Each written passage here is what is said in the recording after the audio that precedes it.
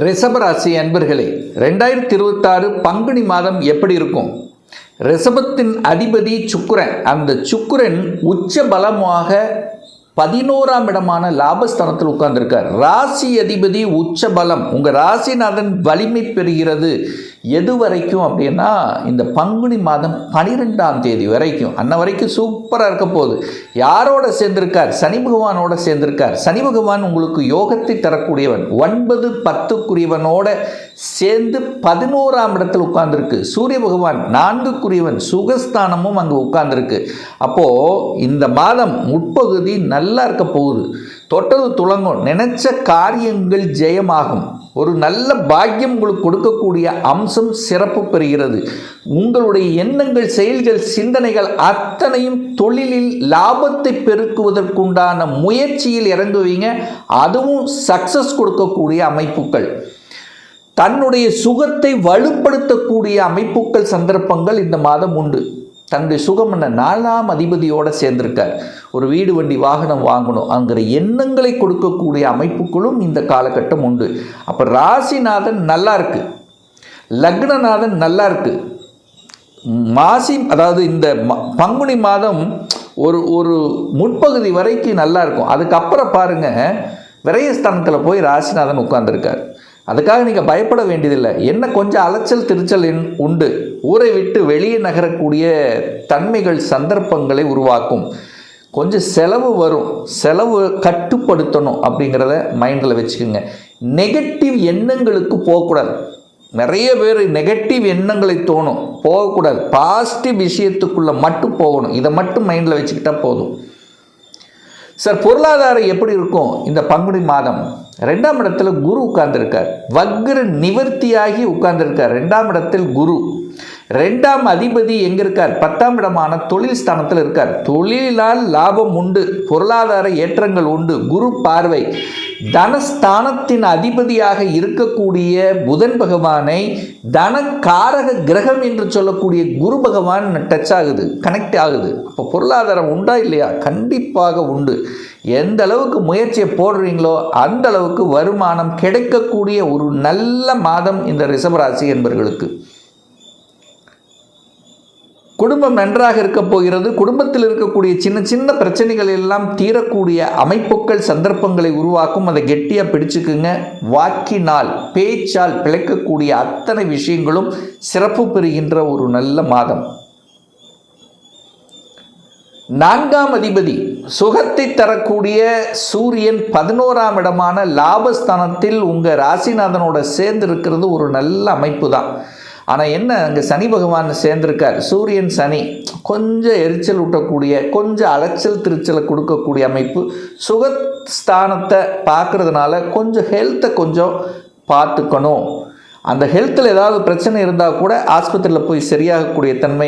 உடற்பயிற்சி கண்டிப்பாக முக்கியம். உணவு கட்டுப்பாடு முக்கியம்.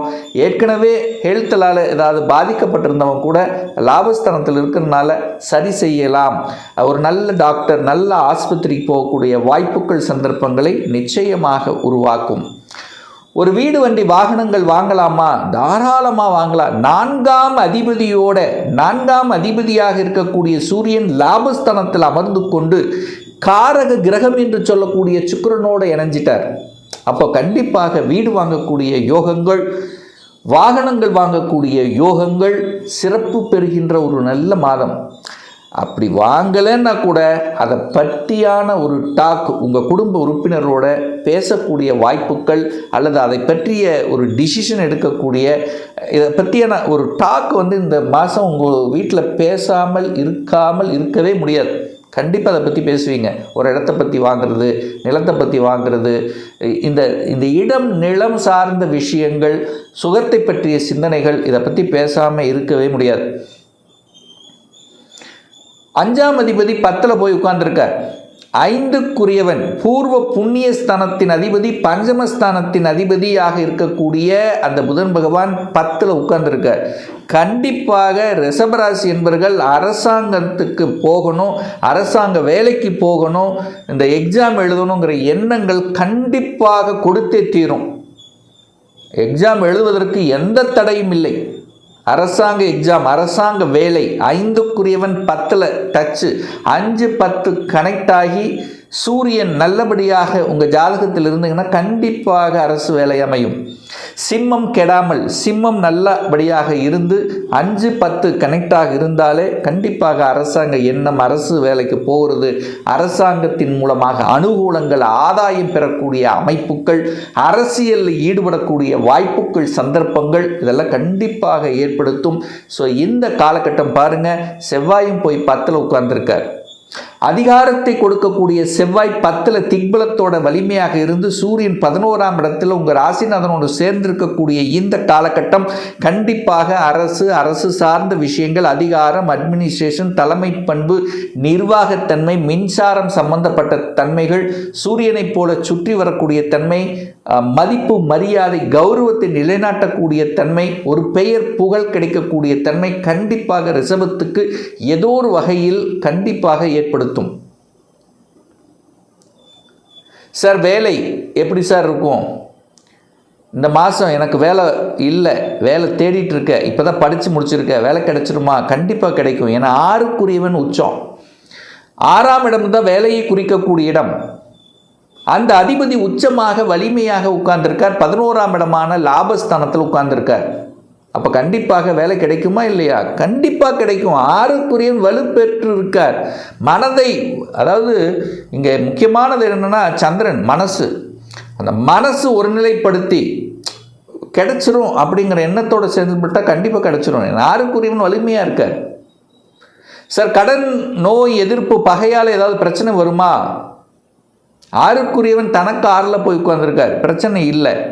ஆனால் இந்த மாதம் பங்குனி மாதம் 12ஆம் தேதிக்கு அப்புறம் இந்த சுக்கிரன் 12ல் போய் நின்று 6ஆம் இடத்தை பார்க்குறார். அப்போ கடனை பற்றிய சிந்தனைகள், இந்த கடனை வாங்கணுங்கிற எண்ணங்கள், ஏதோ ஒன்று கடனை பற்றிய எண்ணங்கள், உங்கள் எதிர்ப்பு பற்றி பேசக்கூடிய தன்மை, ஒன்று அவன் இப்படி பண்ணுறான், எதிர்ப்பாளர்கள் உங்களை ஏதாவது நசுக்கி கொண்டிருந்த, கூட இருந்து துரோகம் பண்ணி கொண்டிருந்த, ஏதாவது அதை பற்றி சிந்தனை எடுப்பீங்க, அதுக்கான ஒரு ஸ்ட்ராட்டஜி பிளானை வகுப்பீங்க, அது திறம்பட செய்து வெற்றி பெறக்கூடிய வாய்ப்புகளை, சந்தர்ப்பங்களை உருவாக்கும். எதிரி யாருன்னு தெரியலனா கூட இப்போ தெரிய வைக்கும் உங்களை.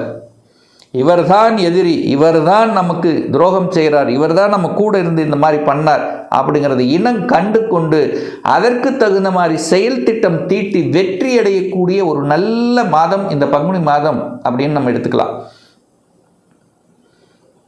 திருமணம், சுப காரியங்கள், குரு போய் 2ல் இருக்கார். 7ஆம் அதிபதி 7க்குரியவனான செவ்வாய் பகவான் 10ஆம் இடத்துல திக்பலத்தோட வலிமையாக இருக்கார்.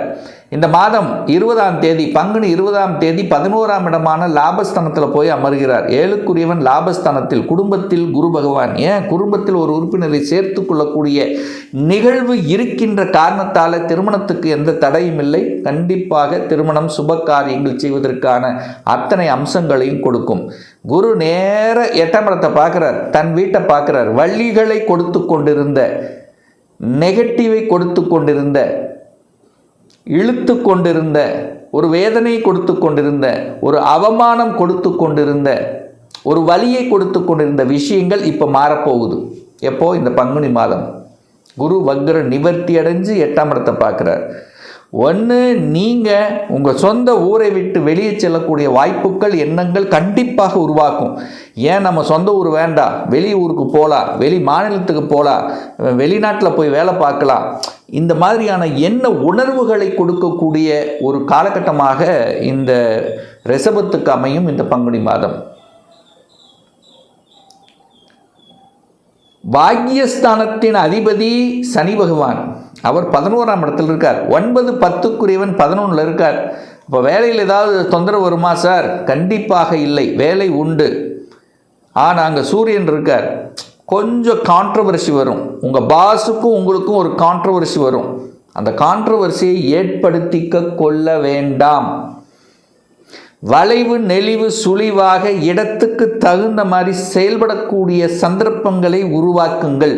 அதே போதும், உங்களுக்கு எந்த தொந்தரவும் வரப்போவது இல்லை. வேலை உண்டு, தொழில் உண்டு, வியாபாரம் உண்டு, நல்ல புத்தி உண்டு, நல்ல சிந்தன வளங்களை கொடுக்கும். அதாவது இதை செய்தால் கரெக்ட், இதை செய்தால் நோ, எந்த இடத்துல எதை பேசணும், இப்படி பேசினா சக்ஸஸ். ஸோ இந்த மாதிரி அறிவார்ந்த நுட்பங்களை கொடுக்கக்கூடிய அமைப்பு உண்டு. ஏன்னா குரு புதன் பார்க்குது. ஆனால் அதே ஓவர் கான்ஃபிடென்ட் போகக்கூடாது. புதனோட ராகு சேர்ந்துருக்கு. அப்போது டாக்குமெண்ட் சம்மந்தப்பட்ட விஷயத்தில் கவனமாக இருக்கணும். புதன் ராகு, புதன் டாக்குமெண்ட், எழுத்து, ராகு பிரச்சனை. அப்போது எந்த இடத்த நிலத்தை வாங்கினா டாக்குமெண்ட்டில் ஏதாவது பிரச்சனை இருக்கா அப்படிங்கிறத 100% செக் பண்ணிவிட்டு வாங்கிக்கலாம். அதில் எந்த தொந்தரவும் ஏற்படுத்த போவது இல்லை. ஸோ இந்த மாதம் ரிஷபத்துக்கு ஏற்றத்தை கொடுக்கக்கூடிய, சந்தோஷம் தரக்கூடிய சில விஷயங்கள் நடக்கக்கூடிய ஒரு நல்ல மாதமாக அமையும் என்பதில் எந்தவித மாற்று கருத்தும் கிடையாது.